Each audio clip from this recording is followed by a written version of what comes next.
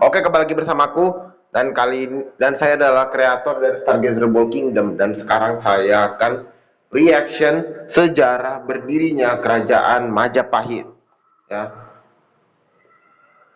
berarti ini Nusantara ya. Oke, kita langsung ya. Di belahan bumi Nusantara.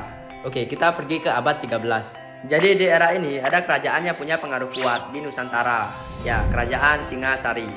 Kerajaan ini punya banyak wilayah Mandala, ditambah dia nguasain jalur perdagangan Nusantara.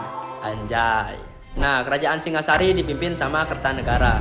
Dia punya ambisi yang besar, mau nyatuin Nusantara lewat Mandala. Wis, orangnya ambisi Apa? banyak wilayah Mandala, ditambah dia nguasain jalur perdagangan Nusantara. Anjay. Nah, kerajaan Singasari dipimpin sama Kertanegara. Dia punya ambisi yang besar, mau nyatuin Nusantara lewat Mandala.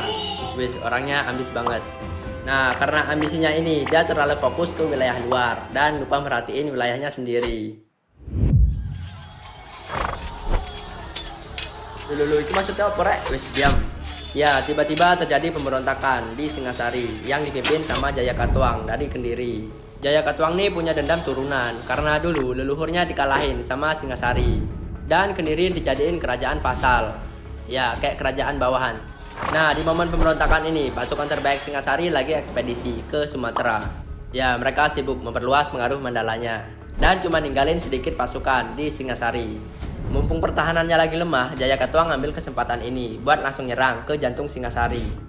Jadi dia pakai strategi serangan dua arah. Pasukan kecil dari utara sebagai pengalihan dan pasukan utama dari selatan yang langsung nyerbu ke istana Singasari. Nah, bener aja Singasari kemakan umpan. Dia malah ngirim pasukan utamanya ke utara. Ya, walaupun di utara Singasari berhasil unggul, tapi di selatan pasukan Jaya Katuang berhasil nyerbu langsung ke istana. Our turret is under attack. Loh, makanya lihat map dek. Karena sebagian besar pasukannya di utara, jadi pertahanan istana ini lemah. Dan dalam sekejap istana berhasil dijatuhi dan Kertanegara dibunuh. Nah, sejak saat itu Jaya Katuang berhasil ngerebut kekuasaan Singasari, nobatin diri sebagai raja, terus ngediriin kembali kerajaan Kendiri. Anjay. Tapi di tengah kekacauan itu ada salah satu pemuda yang berhasil selamat. Ya, orang itu Raden Wijaya. Jadi dia menantunya Kertanegara, pewaris Singasari. Kalau di waktu itu dia mati, mungkin Majapahit nggak bakal ada. Dan mungkin video ini juga nggak ada. Tamat. Gak gitu, gak gitu, Oke, gak lanjut. gitu. Jadi di waktu itu Raden Wijaya mutusin mau kabur ke Madura sama para pengikutnya. Woi, mau kemana lu woi? Nah, pas sudah sampai Madura, dia ketemu sama Wiraraja.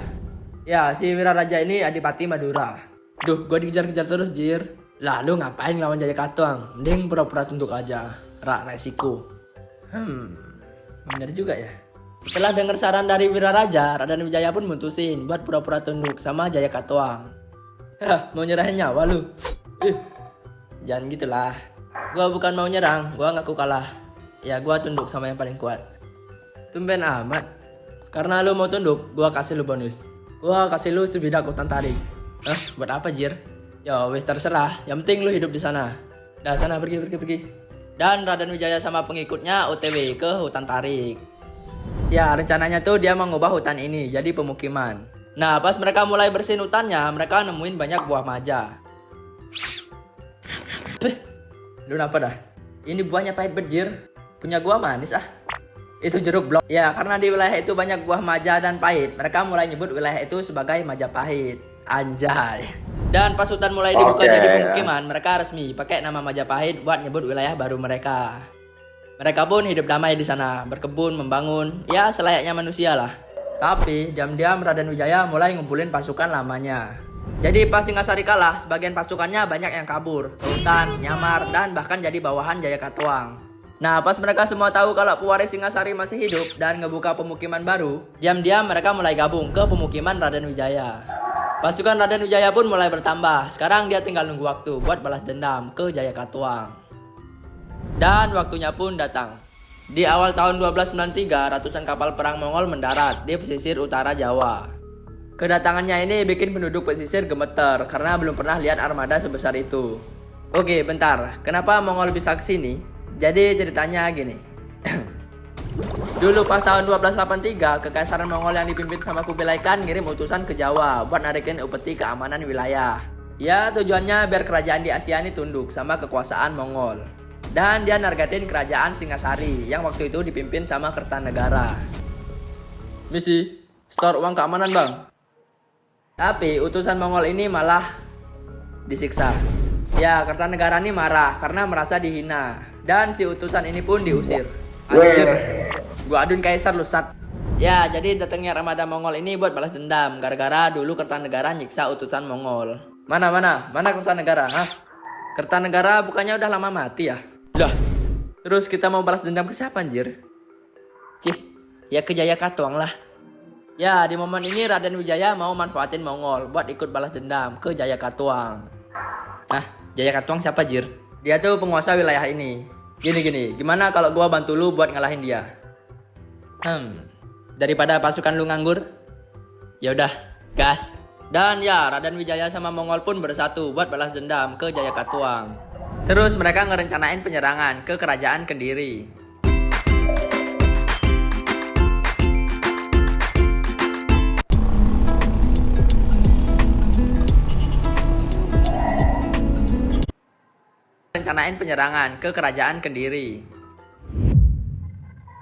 Oke. Mereka pakai strategi serangan 3 arah.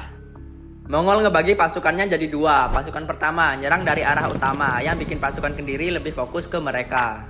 Lapor, ada antek-antek asing nyerang jir. Hah? Gas, alin pasukan. Nah pas pasukan utama Kendiri datang, pasukan kedua Mongol juga ikut datang dari arah samping yang motong jalur kabur Kendiri. Ya wes, pasukan Kendiri ini kayak dijepit 2 arah lah sama Mongol. Jir, kita dikandangin cuk. Dan di sisi lain, pasukan Raden Wijaya nyerang dari arah belakang yang langsung ngincar ke jantung Kendiri. Karena ya cuman pasukan Raden Wijaya yang hafal maps buat nerobos hutan terus nyerang langsung ke kerajaan Kendiri. Di saat pasukan Kendiri dijepit sama Mongol, di sisi lain istananya udah diobrak-abrik dari belakang. Our turret is under attack. Lu dari mana jir? Makanya lihat map dek. Dalam waktu singkat Kendiri pun berhasil jatuh dan Jayakatwang ditangkap terus dibunuh. Misi balas dendam Raden Wijaya pun sukses. Nah setelah kerajaan Kendiri jatuh, Mongol kira misinya udah selesai dan sekarang Jawa udah tunduk di bawah kekuasaan Mongol. Anjay. Tapi Raden Wijaya nggak diam aja. Dia kepikiran kalau Mongol tetap stay di sini, bisa-bisa target selanjutnya tuh dia. Ya soalnya kan di awal tujuan utama Mongol tuh balas dendam ke Kertanegara, sang raja Singasari. Dan yang punya status pewaris Singasari sekarang, ya itu dia. Raden Wijaya pun ngerencanain misi baru buat ngusir pasukan Mongol. Oi, mau kemana? Mau ke Majapahit dulu. Ya, nyiapin upeti kan? Hehe. Haha, bagus. Jangan lama-lama ya. Oke. Ya, dia pun pulang ke pemukimannya. Nah, di momen ini dia ngumpulin pasukannya, mau bikin serangan kejutan ke pasukan Mongol yang lagi lengah. Gimana nih, Bang? Ya kita gasin aja lah. Lah, yakin bisa menang? Mereka kan tipe petarung dataran luas. Kita ajak main ke hutan aja. Gimana? Kalau Mongol nyetir di hutan, ya kudanya nyangkut lah. Gir. Ya wis, gas nggak? Gas. Nah, pas pasukan Mongol lagi istirahat, tiba-tiba ya Raden Wijaya sama pasukannya datang. Jadi mereka pakai strategi tebas lari, nyerang cepat terus kabur ke hutan. Loh, kejar woi. Ya, pasukan Mongol pun kepancing terus ikut masuk ke hutan.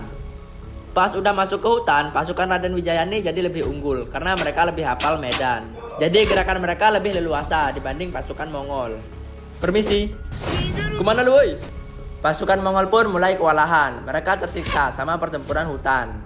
Ya mereka nggak terbiasa lah sama medan hutan karena mereka tipe pasukan di medan terbuka. Dan ya formasi Mongol pun jadi buyar. Terus mereka milih buat kabur. Ya mereka mutusin buat ninggalin Jawa terus pulang ke Mongol. Lah, kita menang. Nggak anjir. Setelah semuanya bersih, Kendiri jatuh, Mongol pulang, dan akhirnya di tahun 1293, Raden Wijaya mutusin mau ngebuka era baru. Dia nggak ngediriin kembali kerajaan Singasari, tapi milih ngediriin kerajaan baru di pemukimannya. Ya, Majapahit. Dan dia sebagai raja pertamanya. Anjay. Ya, sejak saat itu kerajaan Majapahit mulai berdiri. Dan ya wis tamat. Nah gitu dong, oke. Sampai sini dulu videonya ya.